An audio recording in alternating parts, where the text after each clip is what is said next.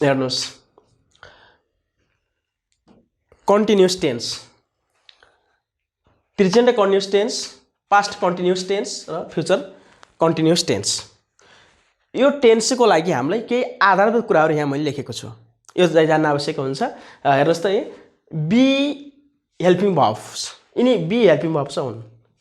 Is, am, are, was, were, be, being, been. हेर्नुहोस्, अब यसलाई हेर्दै गर्दा यी तीनवटा helping verbs, be helping verbs present continuous टेन्समा युज हुन्छ, अनि वाज वे पास्ट कन्टिन्युअस टेन्समा प्रयोग गरिन्छ भने हामी चाहिँ यो बी भने फ्युचर कन्टिन्युअस टेन्समा प्रयोग गर्दछौँ है त। यी दुईवटा बाहेक यसलाई हामीले चाहिँ छोड्नुपर्छ। हेर्नुहोस्, अब के छ भने इज सिङ्गुलर सब्जेक्टको लागि आइसँग एम र बाँकी प्लुरल सब्जेक्ट है, यु, दे, वीसँग आर, दुई वा दुईभन्दा बढी नाउनहरू सब्जेक्टको रूपमा आयो भने हामीले आरको प्रयोग गर्दछौँ, र हि, सी, इट र एउटा मात्रै नाम आयो भने इसको प्रयोग। यसै गरी यो सिङ्गुलर र वाज सिङ्गुलर, इज र वाज सिङ्गुलर हुन्, जसै गरी हामी इज प्रयोग गर्दा वाज पनि त्यसै गरी प्रयोग गर्दछौँ। अनि आर र वेयर यो दुईवटै प्लुरल भए, जुन सबैसँग आरको प्रयोग गरिन्छ ती सबैसँग वेयरको प्रयोग गरिन्छ, यसरी बुझ्नु होला। अनि बी भन्दा पहिले फ्युचर कन्टिन्युअस टेन्समा विल र स्यालको प्रयोग गरिन्छ है त। यो अब हामी पछि सेन्टेन्समा बनाउँदै गर्दा पुनः हामी यसको बारेमा डिस्क्राइब गर्नेछौँ है त। अब हेर्नुहोस्, इजेम आर यो सिम्पल प्रेजेन्टको लागि मात्रै पनि प्रयोग गरिन्छ, इजेम आर है। यसपछि नाउन आयो भने या एड्जेक्टिभ आयो भने इजेम आर चाहिँ के हुन्छ, मेन भर्बको रूपमा काम गर्दछ, लिङ्क भर्बको रूपमा काम गर्दछ। इन द्याट केस त्यो मेन भर्ब हुन्छ भने इसभन्दा पछि भिफो आयो भने यीहरू हेल्पिङ भर्ब हुन्छन्, र वाज वर पनि यही नै हो है।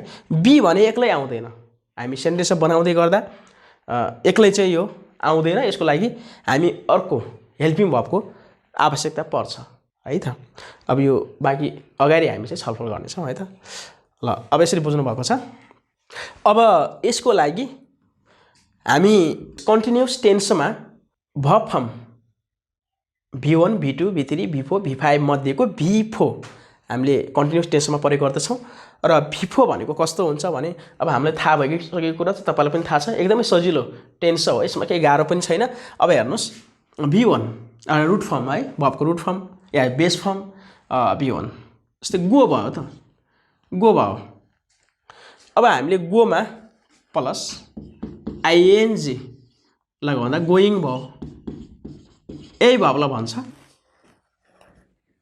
भर्ब 4, अर्थात् आइएनजी फर्म लाग्दछ V1 मा, रुट फर्ममा, बेस फर्ममा। यसरी हामी प्रयोग गर्नुपर्छ है। जस्तै टेक भन्नुभयो, टेकमा हामीले यसरी आइएनजी लगाउनु भयो भने अवश्य पनि गल्ती हुन्छ, हामी यसलाई कटाउनु पर्छ, त्यसले यसरी गरिन्छ है त। यसरी हामी पिपो बनाउँछौँ। र main verb and their helping verb भन्ने टपिकमा यी सबै कुराहरू डिस्कस गरिएको छ, डिस्क्राइब गरिएको छ, त्यसमा तपाईँले राम्रोसँग हेर्न सक्नुहुनेछ र बुझ्न सक्नुहुनेछ। अहिले मैले यति मात्रै भनेको छु। र भर्बमा आइएनजी फर्म लागेपछि भिफो हुन्छ, र त्यही भिफो फर्मको अर्थात् भर्बमा आइएनजी लगेको फर्मको लागि मात्रै हामी यस टेन्समा प्रेजेन्ट कन्टिन्युअस, पास्ट कन्टिन्युअस र फ्युचर कन्टिन्युअसमा प्रयोग गर्दछौँ। अब बाँकी इक्जाम्पलहरूबाट हामी जान्छौँ, बाँकी इक्जाम्पल हेरौँ है त।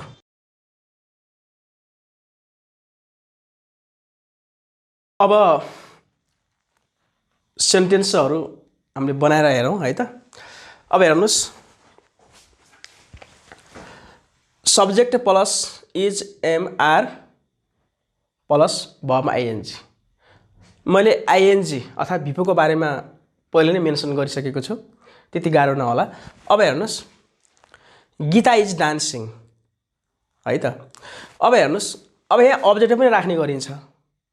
अब्जेक्ट हुन्छ त्यस्तो होइन, अब्जेक्ट नभए पनि सेन्टेन्स कम्प्लिट हुन्छ। अब हेर्नुहोस् त, गीता नाचिरहेकी छिन्। अब यहाँनिर यो सेन्टेन्स कम्प्लिटै मानियो है त। यसमा एउटा कुरो मात्रै, दुईवटा कुराहरू ल्याएको हुनसक्छ। कहाँ नाचिरहेकी छिन् र कहिले नाचिरहेकी छिन् भन्ने हुनसक्छ। प्लेस र टाइम, त्यो बाहेक यो सेन्टेन्स कम्प्लिट मानियो। तसर्थ हाम्रो अब्जेक्ट हुनैपर्छ त्यस्तो होइन। यो इन्ट्रान्जिटिभ भर्ब भएकोले डान्सिङ यो रिक्वायर चाहिँ गर्दैन यसले, यसो पनि भयो। अनि कुनै काम भइरहेको छ अहिले, जस्ट अहिले नै भइरहेको छ है, त्यस्तो सिचुएसनलाई देखाउनको लागि हामीले प्रेजेन्ट कन्टिन्युअस टेन्सको प्रयोग गर्नुपर्दछ। अहिले भइरहेको छ, जस्तै अहिले मैले यहाँ केही लेख्दैछु, अहिले मैले यसको भनौँ न यी टेन्सेसहरूको बारेमा डिस्कस गर्दैछु है, यो अहिले प्रेजेन्ट कन्टिन्युअसलाई यसले इन्डिकेट गर्दछ है। र अहिले भइरहेको कामलाई हामीले प्रेजेन्ट कन्टिन्युअस टेन्समा अभिव्यक्त गर्नुपर्दछ। र तपाईँले यो सब्जेक्ट प्लस इजएमआर प्लस भिफो यो स्ट्रक्चरमा हामी यसरी बनाउन सक्दछौँ। र मैले सिम्पल प्रेजेन्टमा पनि भनेको छु कि प्रेजेन्ट भन्ने बित्तिकै छ भन्ने बुझ्नुपर्छ। छ तपाईँले यो भनौँ न कोलममा चाहिँ छ मात्रै हुन्छ है त, छ चाहिँ बुझ्नु होला छ है। छको भनौँ भमा छ आउँछ, यसमा क्रियामा छ। अब हेर्नुहोस्, सब्जेक्टसँग वाज वर अनि भमा आइएनजी, यो पास्ट कन्टिन्युअस टेन्सको स्ट्रक्चर भयो। जस्तै सब्जेक्ट गीता, ओज वरमा एउटा तपाईँले सिङ्गुलर भएकोले ओज राख्नुभयो, अनि भमा डान्सिङ बिफो।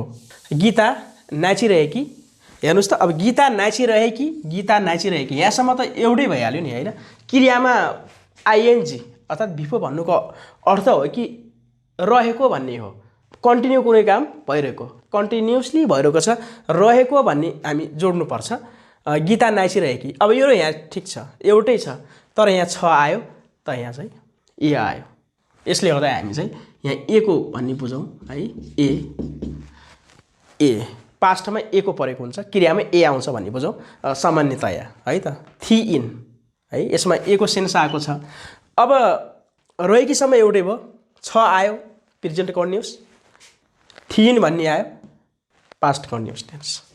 अब हेर्नुहोस् यसलाई simple future continuous tense, subject plus सब्जेक्टसँग विल या स्याल प्लस बी, एउटा बी राख्नु पर्यो अनि भर्ब आइएनजी बिफो।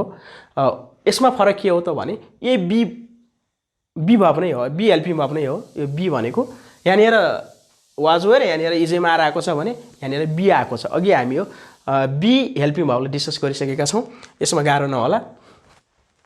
अब हेर्नुहोस्, Geeta will be dancing, Geeta नाचिरहेकी हुने छिन्। यस्तो हामी बोल्दैनौँ प्राय, बोलिँदैन तापनि यो अब हामी ग्रामेटिकल्ली हामी यसो बनाउनु पर्ने हुन्छ। तर यस्तो खासै यस्तो खालको हामी सेन्टेन्सेसहरू यो टेन्स हो हामी प्रयोग कमै गर्छौँ, यहाँ हामी गर्दैनौँ पनि, महिनामा एकपल्ट पनि गर्दैन होला त्यस्तो लाग्छ। तर यसको चाहिँ हामी बनाउनै पर्यो भने है, प्रोफेसनल रूपमा बनाउनु पर्यो भने यसरी चाहिँ गराउनुपर्छ भन्ने छ। अब हेर्नुहोस् गीता, यहाँ पनि ए आइहाल्यो नि त, गीता नाचिरहेकी यहाँसम्म एउटै हो। अब यहाँनिर ने छ भन्ने हुने भयो त, फ्युचरमा ने छ, फ्युचरमा ने छ, प्रेजेन्टमा छ, पास्टमा ए र फ्युचरमा ने छ। हेर्नुहोस् गीता नाचिरहेकी यहाँसम्म सबैको एउटै हो, गीता नाचिरहेकी त्यो प्रेजेन्टमा पनि छ, पास्टमा पनि छ र फ्युचरमा पनि छ। अब यहाँनिर फरक यति मात्रै हो कि नाचिरहेकी हुने छिन्, भविष्यमा कुनै बेला ऊ नाचिरहेकी हुने छन् है। तपाईँले भविष्यमा भन्ने कुरा आउँछ, अब भोलि नाचिरहेकी हुने छन्, 1 वर्षपछि नाचिरहेकी हुने छन् है, भोलि 5 बजे नाचिरहेकी हुने छन्, यस्तो पनि हामी भन्न सक्छौँ। यो चाहिँ भोलि चाहिँ हामी भविष्यमा एउटा प्लानको रूपमा हामीलाई प्रयोग गर्छौँ। यो भनौँ फ्युचर कन्टिन्युअस टेन्स भनेको प्लान हो, बुझ्नुभयो होला। अनि पास्ट भनेको कुनै बेला चाहिँ नाचिरहेकी थिइन्, कुनै बेला नाच्दै थिइन् अथवा नाचिरहेकी थिइन् कुनै बेला, अहिले होइन, त्यो पास्ट बितेको। हिजो नाचिरहेकी थिइन्, 1 हप्ता पहिले नाचिरहेकी थिइन्, हिजो साँझ नाचिरहेकी थिइन् है, यसरी हामी भन्न सक्छौँ। यो कुनै बेला भइरहेको काम, तर अहिले त्यससँग कुनै हामी चाहिँ अहिले चाहिँ प्रेजेन्टमा भइरहेको छैन, त्यस्तो अवस्था देखाउनलाई पास्ट कन्टिन्युअसको प्रयोग गरिन्छ। अहिले भइरहेको प्रेजेन्ट कन्टिन्युअस र भविष्यमा हुनेछ है, हामी योजना बनाउँछौँ, त्यो प्लान जो बनाइरहेको हुन्छ त्यस्तो अवस्थालाई एक्सप्रेस गर्नको लागि फ्युचर कन्टिन्युसको प्रयोग गरिन्छ। अब हेर्नुहोस् त, माई प्यारेन्ट्स आर सपोर्टिङ, मेरो आमा बुवाले सहयोग गर्दै हुनुहुन्छ भनिएको छ। यहाँ माई प्यारेन्ट्स प्लुरल सब्जेक्ट हो यो है त, सब्जेक्ट अनि प्लुरल सब्जेक्टसँग आरको प्रयोग गरियो। अघि यहाँ सिङ्गुलर थियो, गीता इज थियो, अहिले प्लुरल सब्जेक्ट माई प्यारेन्ट्स भएकोले आरको हामी राख्यौँ। सपोर्टिङ, मेरो बुवा आमाले सहयोग गर्दै हुनुहुन्छ, गरिरहेको या क्रियामा गर्दै भन्ने हुन्छ। कन्टिन्युस भर्बमा आइएनजी आयो भने गर्दै पनि भन्न सक्नुहुन्छ, गरिरहेको पनि भन्न सक्नुहुन्छ है त। अब यहाँ हेर्नुहोस्, यो सेन्टेन्स चाहिँ अलिकति हामीलाई चाहिँ इन्कम्प्लिट जस्तो लाग्दछ। मेरो बुवा आमाले सहयोग गर्दै हुनुहुन्छ है त। गर्दै हुनुहुन्छ भनेको कसलाई भन्ने कुरा आउँछ, हुम भन्ने कुरा आउँछ, त्यसलाई हामीले देखाएनौँ। यतिमा पनि बाइ द वे है, हामी कुरा गर्दै गर्दा होइन त्यो कन्भर्सेसन फर्ममा हामी यसरी पनि भन्न सक्छौँ, त्यो छैन। तर हामी डाइरेक्ट होइन कसैलाई चाहिँ प्रत्यक्ष तपाईँ यति मात्रै सेन्टेन्समा बोल्नु परेको कन्डिसनमा मात्रै यो अपुरो हुन्छ। कन्भर्सेसन गर्दै गर्दाको सिचुएसनमा चाहिँ यो सेन्टेन्स कम्प्लिट मानिन्छ। तसर्थ हामीले चाहिँ यसमा भब पछाडि अब्जेक्ट हुनैपर्छ भन्ने छैन, यतिले हामी भब आइएनजी लगाएका छौँ है त। अब हेर्नुहोस् यही कुरोलाई, माई प्यारेन्ट्स वर सपोर्टिङ भन्ने छ, मेरो बुवा आमाले सहयोग गर्दै हुनुहुन्थ्यो, गर्दै हुनुहुन्छ, गर्दै हुनुहुन्छको हुनुहुन्थ्यो भन्ने चाहिँ पास्ट कन्डिसन टेन्समा भएको छ। अब यहाँसम्म त गर्दैसम्म त एउटै हो, यसमा पनि एउटै हो, अब पास्टमा पनि एउटै हो। तर यहाँ गर्दै हुनुहुन्छ भन्ने आयो भने पास्टमा चाहिँ गर्दै हुनुहुन्थ्यो भन्ने आयो, गर्दै हुनुहुन्थ्यो भन्ने भयो। यही कुरोलाई है my parents will be supporting भन्ने भयो, मेरो बुवा आमाले सहयोग गर्दैसम्म त एउटै कुरो भइहाल्यो, त्यो सबै टेन्सनमा एउटै भयो। तर यहाँ गर्दै हुनुहुनेछ भन्ने कुरा आयो, यसरी हामी बुझ्नु पर्यो। यहाँसम्म त एउटै हो, हुनुहुनेछ, यसमा चाहिँ हुनुहुन्थ्यो, प्रेजेन्ट हुनुहुन्छ, यति मात्रै हामी फरक छुट्याउँ। यी तिनवटै सेन्टेन्सलाई हामीले भनौँ यो टेन्सेसहरूलाई हामी यसको होइन डिफ्रेन्सेसहरू पत्ता लगाउन सकियोस् भनेर एउटै क्याटेगोरीका यो भनौँ हामीले टेन्सेसहरूलाई तिनवटा कोलम यसरी देखाएका छौँ। यसले अति नै सजिलो हुन्छ तपाईँलाई, जहाँसम्म लाग्छ मलाई। अब हेर्नुहोस्, अब आईसँग सब्जेक्ट आईसँग एमको प्रयोग गरिन्छ, आई एम टकिङ टु हिम। यो अब यहाँनिर अब्जेक्ट आएको छ है त, कोसँग भन्ने कुरा आउँछ। अब यहाँनिर भब मात्रै छैन, भब पदमा पछाडि पनि छ डट डटमा, यो हामीले बुझ्नुपर्छ। म उसँग कुरा गर्दैछु है त, यो भयो। अब आई वाज टकिङ टु हिम, म उसँग कुरा गर्दै है, गर्दै भन्नु पनि भन्न सक्नुहुन्छ, गरिरहेको पनि भन्न सक्नुहुन्छ। यहाँसम्म ठिक छ, गरिरहेको, यहाँ छु थियो भने यहाँ गरिरहेको थिए, पास्टमा ए को प्रयोग गरिन्छ भने चाहिँ थिए, अरू बाहेक त सबै एउटै हो है त। आई स्याल बी टकिङ टु हिम, म उसँग कुरा गरिरहेको एउटै हो, यहाँसम्म एउटै छ सबै टेन्समा, यति मात्र फरक हो, हुनेछु, यति बुझ्नु होला। यति मात्रै हामी चेन्ज गर्नुपर्छ। अब हेर्नुहोस् त, यहाँ टिचर्स आर टिचिङ स्टुडेन्ट्स, हेर्नुहोस् अब यो छ सब्जेक्ट टिचर्स पछि यो प्लुरल भएकोले आर लगायौँ हामीले, आरको प्रयोग गरिएको छ। अनि भिपो टिचिङ भन्दा यो डट डटमा अब्जेक्ट आएको छ अहिले, स्टुडेन्ट्स है त हो। यो अब शिक्षकहरूले विद्यार्थीलाई पढाइरहेका छन् या पढाउँदैछन् भन्ने आयो। शिक्षकहरूले विद्यार्थीलाई पढाइरहेकासम्म त एउटै हो, यतातिर प्रेजेन्टमा छन् भन्ने आयो भने पास्ट कन्टिन्युसमा पढाइरहेका थिए भन्नु पर्यो तपाईँले। अनि यहाँनिर अब हेर्नुहोस् त, we will be teaching them, हामी तिनीहरूलाई पढाइरहेका हुनेछौँ, पढाइरहेकासम्म एउटै हो, हुनेछौँ। अब यहाँनिर अलिकति हेर्नुहोस् त, यहाँ आई छ हामी स्याल प्रयोग गऱ्यौँ, यहाँ उही छ विल प्रयोग गऱ्यौँ। यहाँनिर तपाईँले यो स्यालको ठाउँमा तपाईँले के राख्न सक्नुहुन्छ भने विल पनि राख्न सक्नुहुन्छ, यसमा कुनै समस्या छैन है। विल या स्याल दुइटै प्रयोग गर्न सक्नुहुन्छ। यहाँ उहीको ठाउँमा हामी स्यालको पनि प्रयोग गर्न सक्छौँ, यसमा चाहिँ फरक पर्दैन। तर यो फर्स्ट पर्सनमा है आई र उहीमा विल या स्यालको प्रयोग गर्न सक्नुहुन्छ। तर थर्ड पर्सन र सेकेन्ड पर्सनमा तपाईँले स्यालको प्रयोग गर्न सक्नुहुन्न, कम्पलसरी विलको प्रयोग गर्नुपर्छ। यति चाहिँ त्यसमा एउटा मात्रै छ है, अप्सन्सहरू छैन, एउटा सिङ्गल अप्सन हो, त्यो भनेको विल। तर फर्स्ट पर्सन आई र उहीसँग स्यालको पनि प्रयोग गर्न सक्नुहुन्छ, विलको पनि प्रयोग गर्न सक्नुहुन्छ। यसरी हामी बुझ्नु पर्यो। र ग्रामेटिकल्ली हामी चाहिँ विलभन्दा स्यालै प्रयोग गरेको राम्रो। तपाईँले ग्रामरमा दियो होइन, ग्रामेटिकल पोइन्ट अफ भ्यूमा त्यसो हुन्छ। तर हामी बोल्दा गर्दा होइन, टकिङमा अब कन्भर्सेसन है, अब एसे राइटिङ, अब तपाईँले चाहिँ क्रिएटिभ राइटिङ, अब फ्री राइटिङ, त्यसमा विलको प्रयोग गर्न सक्नुहुन्छ है। यसो गर्नु त ल। अब मलाई विश्वास छ तपाईँले यी कुराहरूको बारेमा बुझ्नुभयो होला। र अब यसमा हामी 3वटा टेन्सको बारेमा मात्रै हामी डिस्कस गर्न सफल भएका छौँ। लामो समय भिडियो लामो हुने भएकोले हामी प्रेजेन्ट सिम्पललाई हामी एउटा भिडियोमा, अनि यस्तै कन्टिन्युसलाई एउटा, अब पर्फेक्टलाई सबै पर्फेक्टलाई एउटा भिडियोमा, अनि पर्फेक्ट कन्डिसनलाई एउटै भिडियोमा गरेर 4वटा पार्टहरू बनाएका छौँ। त्यो तपाईँले सबै हेर्नुभयो भने राम्रोसँग सेन्टेन्सेसहरू चाहिँ फर्म गर्न सक्नुहुन्छ, बनाउन सक्नुहुनेछ है त। म यति भन्न चाहन्छु।